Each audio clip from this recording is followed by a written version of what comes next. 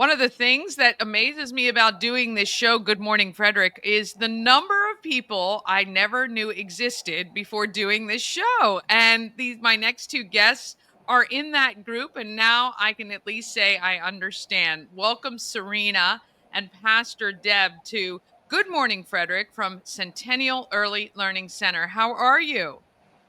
Good. We're both great. Thank you so much. Thank you guys so much for making the time.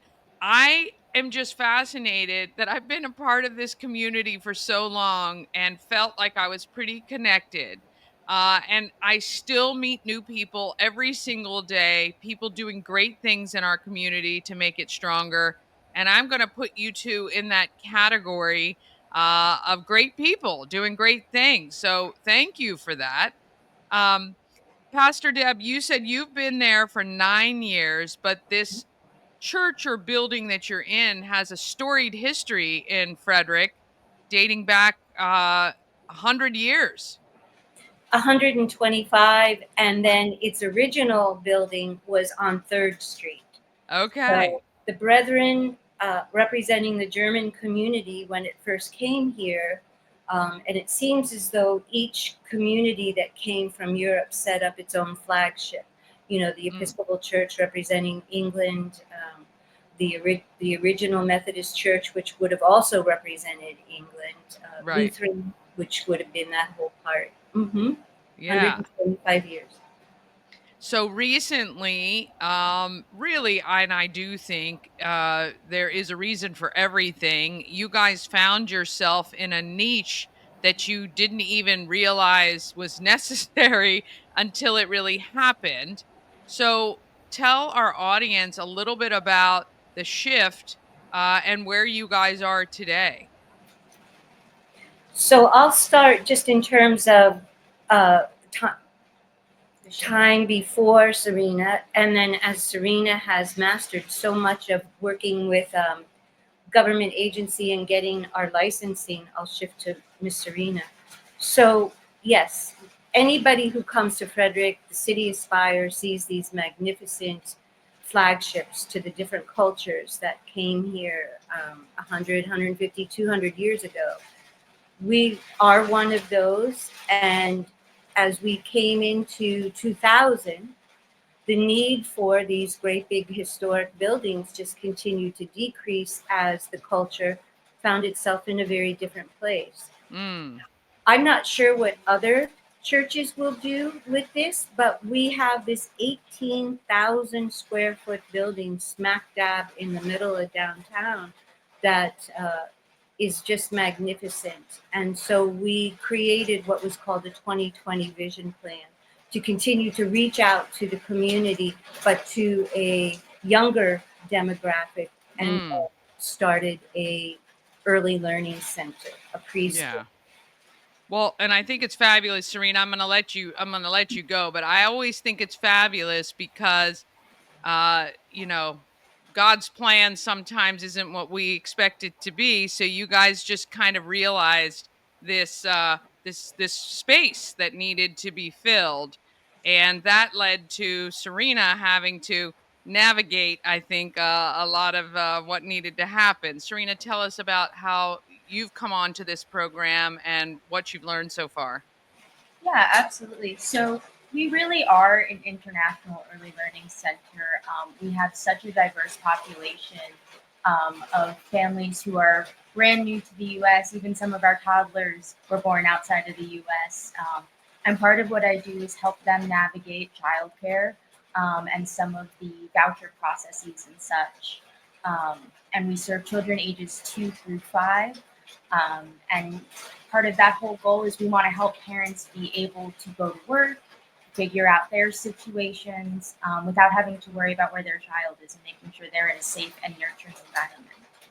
Yeah, and how fabulous that you're so versed in this that these parents don't have to go and figure this out on their own, that you're able to help them and be a point of contact and point them into the direction of resources.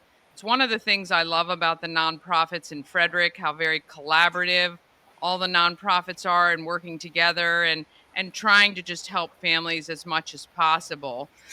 In doing this, so how many kids do you guys have, or how many families do you serve right now? So we're very blessed in that because we do not have to pay for rent because we consider this a ministry under the church. Um, we are able to have less children because we are not Mm. corporate and we're not part of. I don't want to name any other Right, schools. right. But I get what you're Yeah, saying. Yes, yeah, yeah. yeah. So max we would do 30. Um, During the summer when people are coming and going and all of that, we operate at about half of that, Mm-hmm. which is wonderful because we have so many different languages. We do not have anyone who speaks Spanish. We have predominantly different African dialects. You can hear Ukrainian when our little Russian little girls get upset. You can really hear them. We have French. We have a couple dialects I don't understand. But what's interesting is that we walk the children to where their parents are coming, and then as they go up the stairs, we hear any number of 8 different languages as they leave. Wow. Wow. That is unbelievable. And it's so great that you guys are getting these children started in the United States in such what seems like a loving and caring environment that is, there to help them blossom and grow and become, interactive members of our society, which is really, really great. How can the community at large, if they're listening or watching right now, support what you're doing? Is there anything that we can do as a community to help your guys' efforts? Absolutely. There's really two primary ways. The first one is just getting the word out that we're here for families that need the help. We're little and we're smashed in between a bunch of different churches, so it's easy to be overlooked, but we want families to know that we are here and we're an option and we're willing to work with all different social, economic, and cultural backgrounds. Mm. The other concern that we have right now is the Maryland State Voucher Program has been paused and is no longer allowing new families to receive vouchers. And so we're trying to come up with more funds to do internal scholarships and offer more options to families other than that state voucher that they could stay on a wait list for months. Mm-hmm. Mm-hmm. Yeah, and so the voucher system that comes through the state, when you don't get that, that means you're paying, or you would have to pay full price wherever you go, where that voucher gives you an opportunity to get your child care at a discount. Is that correct? Yeah. Absolutely. And on average, that can be between 300 and 340 a week, depending on Yeah. the age of your child and the Yes. hours of that daycare. So, Yeah, and I know how hard that is, even, when my kids are 21 and 20, and even when they were little, it's a lot for a family. Sometimes you're weighing, do I even work? Because it's very, very difficult, and that voucher program is very important. So what types of things, I mean, are there places people can donate monetarily directly to you? Do you need teachers? Do you need aides? Like, how else can we support that? yeah, absolutely. We do take donations. You could certainly either stop by and drop something off, or you could mail it to 8 West 2nd Street, Frederick, Maryland. Um, but we also, we provide food to the family. So in lieu of cash, paper plates, forks, spoons, cups, jugs of water, things like that. Those Right. are always very welcome as well. So that our Awesome. families don't have to worry about packing lunches or breakfast and things like that. Yeah, for sure. Well, I will make sure that your information is on screen when we get this to our viewers. That way, if they feel inclined and would like to support you, I'll make sure they can reach out to you guys directly. I think it's really great that you have found yourself in this situation. What a great! I have to come by and see this building. I pass by it, I know, a million times, and I probably didn't even know what it was, or I just probably thought it was a church. I didn't even think about it. So I'd love to come by and see what you guys are doing with these kids, and would love to help any way I can. So please always keep me informed. If you guys are doing any sort of organized fundraising that the public can support, let me know and I'll pass it along to our viewers. But we really appreciate you being a part of our community. Is it possible to say one more thing? I don't Oh, mean. you can absolutely, Pastor Deb. You can say whatever you like. Well, you don't want that. But anyway, I do want to share one of the wonderful things about this place is because we just simply have open doors, open hearts, and we're not trying to recruit people for church. Mm, We offer a lot of opportunities for kids groups in that we are a unofficial welcoming committee for different political asylum mhm, persons coming in who have literally come with just a suitcase and a mhm, whole family. mm, So we provide things like, for example, a Girl Scout troop or a Boy Scout troop or Pathfinders or a Sunday school class or just a child in the 6th grade looking to do a special civic thing. They can do, like, for example, a shoe drive.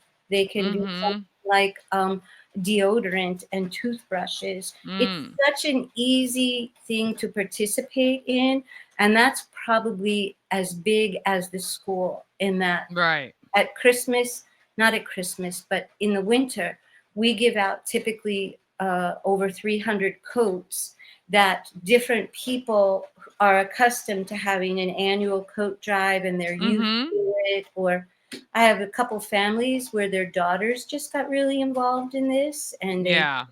and it's just a beautiful thing. A bag Sure. of nice clothes for teenagers because Yeah. most of the people coming in are very thin. Yeah.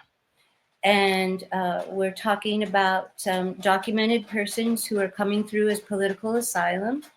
And they also dress differently. Like, for example, the gentlemen do not wear flannel shirts Sure. typically or jeans and that type Right. of thing. It's a They're more. in trousers and dress shirts They and yeah. are, yes. Yeah. And then the women, often are wearing dresses still, Mm. but Yeah. not a sexy little black dress kind of No, thing. I get it. I get it. For sure. Yeah. Yeah, and it's really good to know you guys are there because quite often people will reach out to me and say, "Oh, I'm cleaning out, my mom's or things or whatever," and they always ask me, "Do you know of anyone who takes them?" And instead of the typical, it would be nice that I could, list you guys and say, "Hey, try these and see if they need anything."